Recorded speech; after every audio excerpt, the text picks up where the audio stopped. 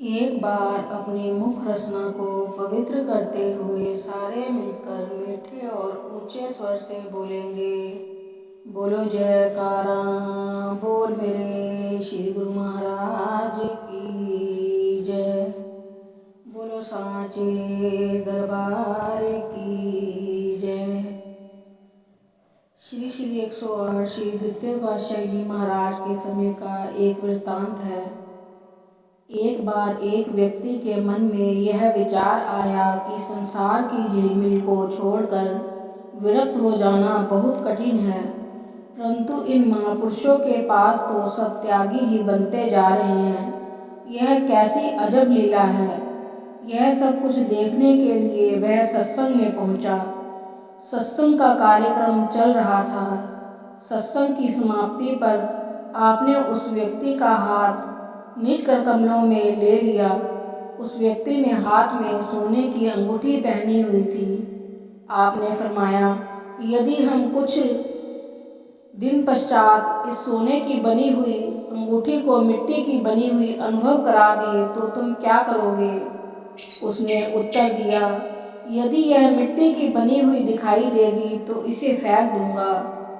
श्री वचन हुए कि इस प्रकार सत्संग के प्रभाव से व पूर्ण पुरुषों की संगति से ये दुनिया की झिलमिल जो सोने की तरह चमकती हुई दिखाई देती है, वह गुरुमुखों को मिट्टी की तरह भासती है।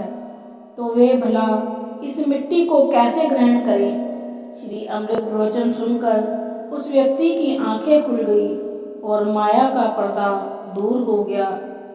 सत्संग व श्री दर्शन के प्रभाव से उसके मन में विचार शक्ति उत्पन्न हुई।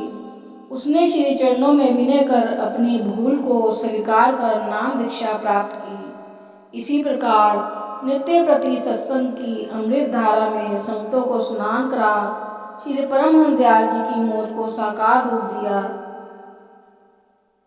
और श्री सतगुरुदेव महाराज जी ने फरमाया,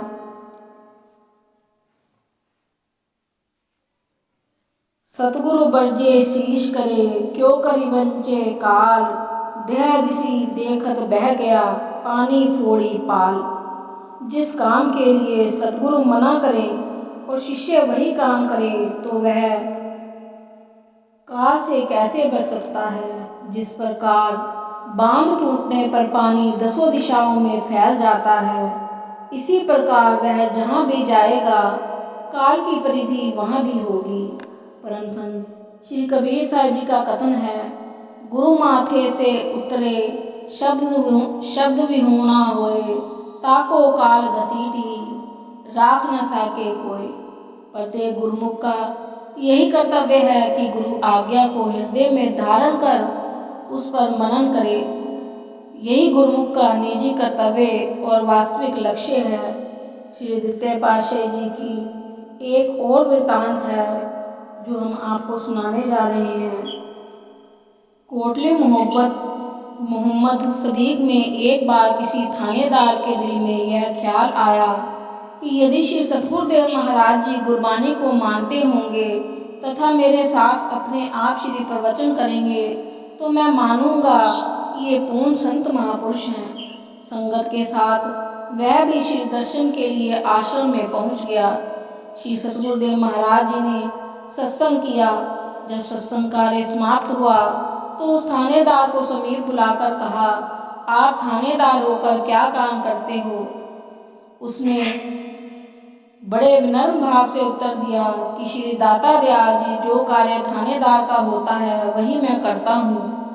हमारा कर्तव्य है कि चोर डाकुओं को पकड़कर उन्हें दंड देना। आपने फरमाया, यदि अन्य व्यक्ति अर्थात सरकारी कर्मचारी भी चोरों के साथ मिला हुआ हो तो उसे क्या दंड देना चाहिए? उसने उत्तर दिया कि जैसा दंड चारों को मिलना चाहिए वैसा ही उसे मिलेगा। सरकारी नियमानुसार उसको किसी प्रकार से भी क्षमा नहीं किया जाएगा।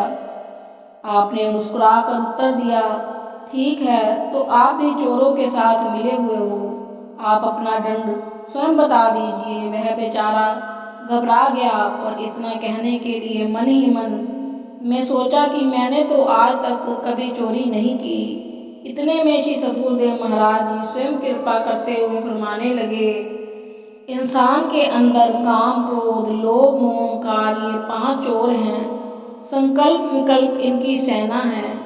मन इन सब का सरदार है। आप केवल चोरों से ही नहीं अपितु उनके नायक से भी मिले हुए हो। आप इन सब से मिलकर भी यह सोच रहे हो कि कभी चोरी नहीं की। यह तो प्रत्येक क्षण आपको धोखा दे रहे हैं। हम प्रकृति के सरकारी कार्यकर्ता हैं।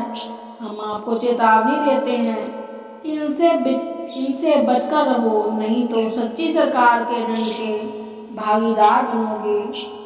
गुरबानी का कथन है, कामी क्रोधी नगरू बहु, भरिया ही साधु खंडल खंडा है। थानेदार गुरु ग्रंथ साहिब जी को मानने वाला था। श्लोक सुनते ही नतमस्तक हो श्री चरणों में क्षमा मांगी। अपने मन का सब भेद प्रकट कर श्री सतगुरु जी के चरणों में गुरु दीक्षा ले विनय की। आपने उसे नाम की दीक्षा देकर कृतार्थ किया। आप तो प्रत्येक क्षण परमार्थ हेतु लगा रहे थे। आपने प्रवचनामृत द्वारा सबका कल्याण कर रहे थे। बोलो जयकारा बोल मेरे श्री गुरु महाराज की जय। बोलो सांचे दरबार की